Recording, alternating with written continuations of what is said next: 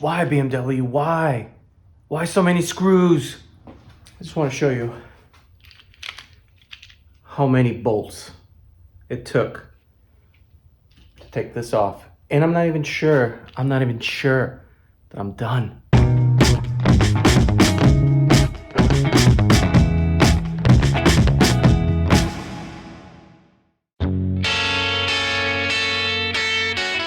What's up, gang?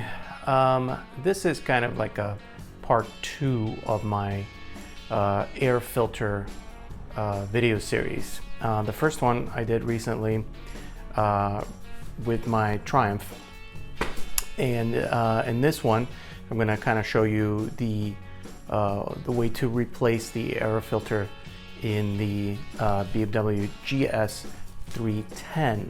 It's a completely different process.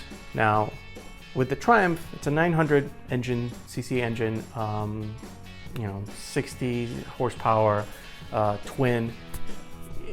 Changing out the air filter is not really going to add that much performance to it. The reason why you do it is really more for the fact that it's reusable and lets in a little bit more air. But with the GS, the 310 GS, it's a single thumper.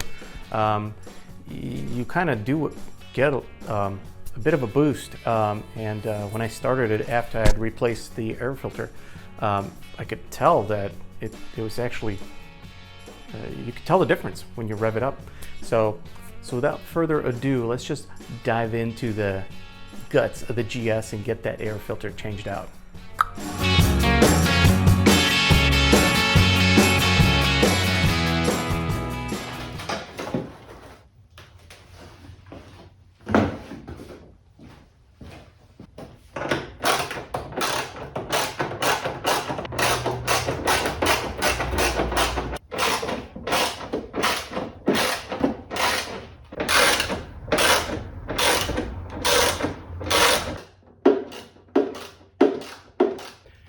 I just want to say, don't be an idiot like me and actually move the bars so you can access the bolts.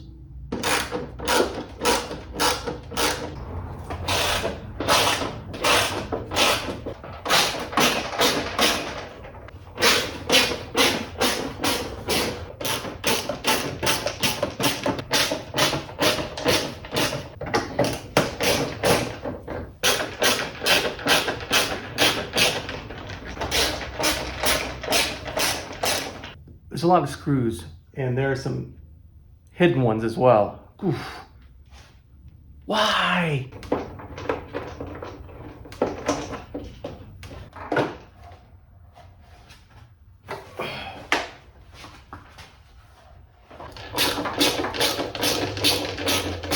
I'm bound to get all of them at some point.